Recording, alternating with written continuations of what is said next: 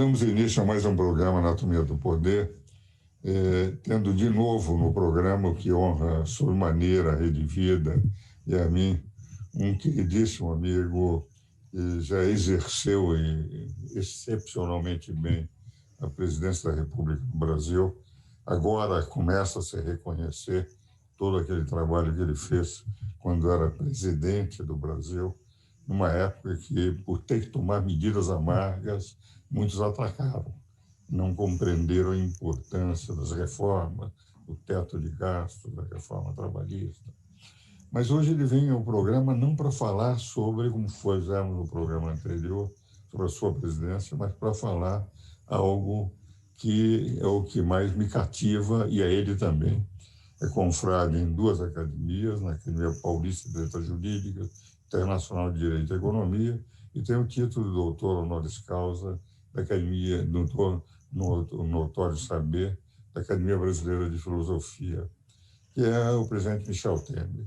Como é um grande constitucionalista, dos melhores constitucionalistas do Brasil, hoje nós vamos falar um pouco sobre direito, sobre o que representa no atual quadro um eventual conflito entre poderes, se o consequencialismo jurídico é uma corrente que veio para ficar ou se nós vamos voltar ao sistema clássico da harmonia e independência de poderes, cada um exercendo as suas atribuições. Sobre isso nós vamos conversar.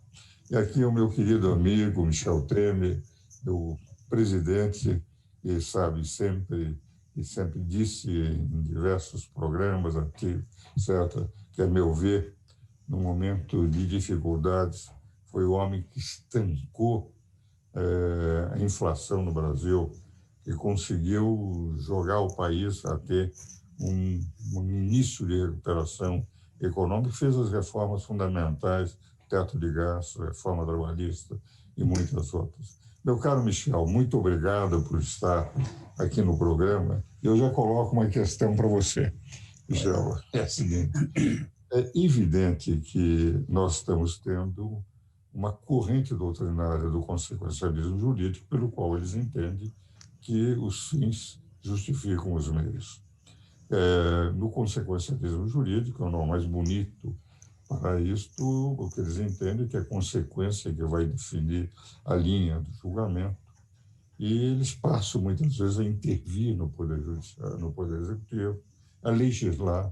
Houve muitas medidas tomadas pelo Supremo que foi legislar. Por exemplo, a questão dos homossexuais, não tenho nenhum preconceito contra eles, mas eles criaram uma hipótese que não está na Constituição. O mesmo problema foi levado ao Conselho Constitucional da França, disseram: vocês têm o direito, mas vão para o foro correto, que a Assembleia Nacional. Foram lá e conseguiram a regulação. No Brasil, quem fez foi o Supremo, apesar de se falar em homem e mulher o tempo inteiro. Quando prenderam os senadores, tem que ouvir os 53 parágrafos do ano. Você mesmo, quando presidente, o artigo 84 dá competência exclusiva ao presidente da República de fazer os indultos. E houve uma intervenção no sentido de dizer: não pode dar indulto para fulano, Beltrano. O que vale dizer, nós temos uma linha de pensamento doutrinário que pretende que o Poder Judiciário seja o poder maior, que pode legislar e intervir no Poder Executivo.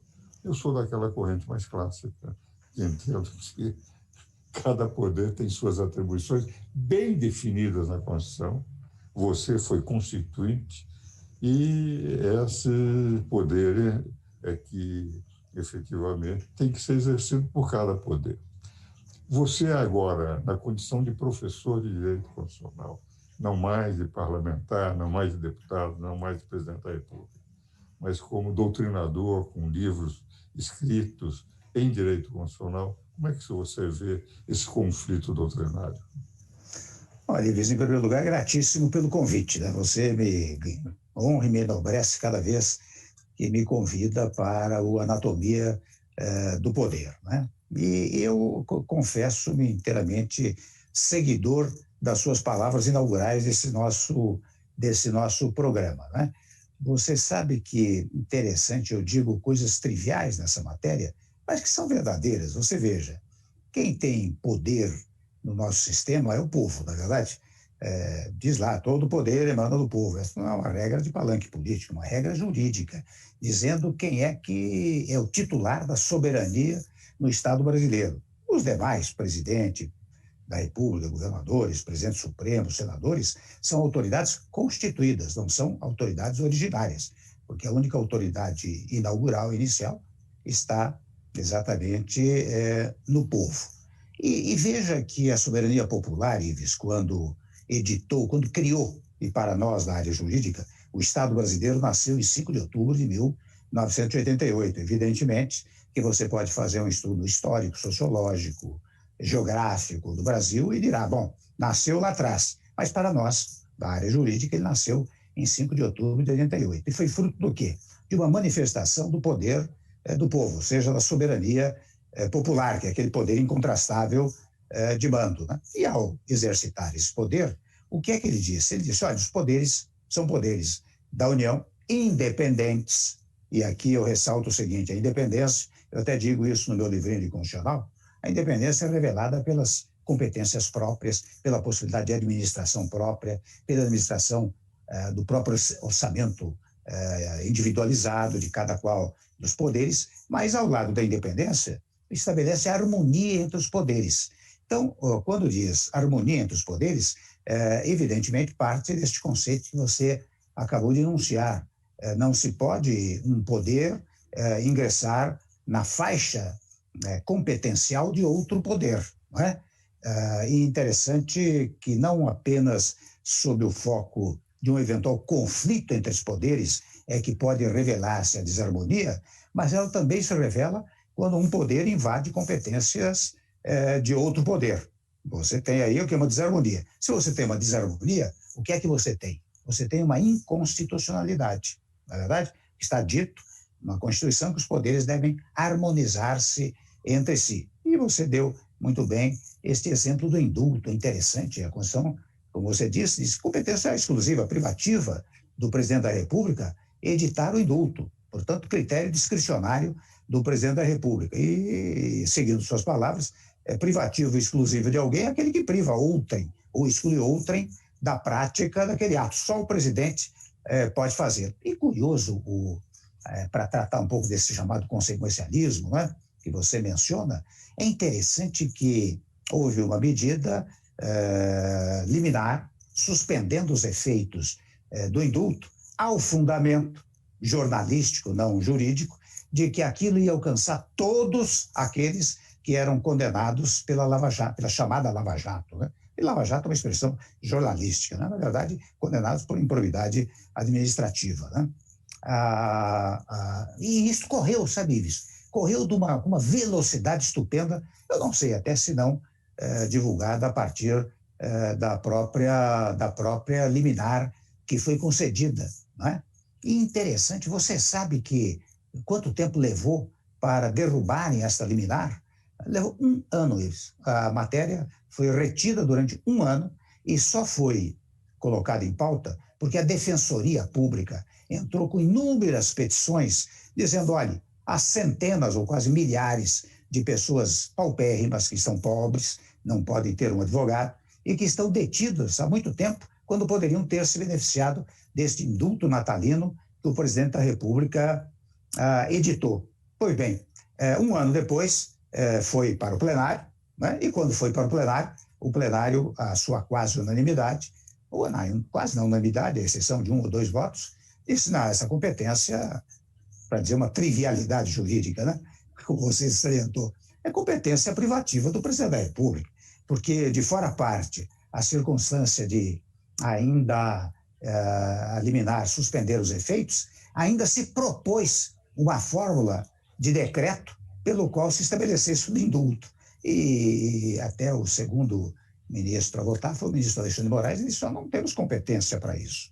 Nós não podemos editar o decreto, que é competência do presidente da República. Este é um fato juridicamente examinável. Mas também sob o foco político interessante, quando disseram a história que ia absolver, ou seja, este presidente, se você me permite uma expressão mais forte, né, é tão inadequado, tão desajustado, digamos assim, que ele praticou um ato para eliminar todos aqueles que foram condenados pela Lava Jato.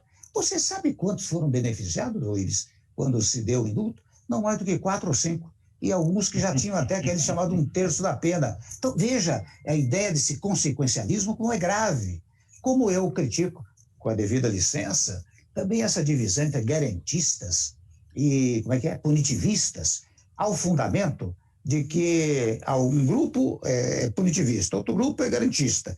Quando, na verdade, todos os 2 grupos, ou 3 grupos, ou o que seja, hão de ser obedientes e aplicadores do texto constitucional. Não há garantismo nem punitivismo, mas sim, e deve haver aplicação do texto constitucional. Eu estou apenas fazendo uma chega ao que você acabou de mencionar, porque é muito grave isso.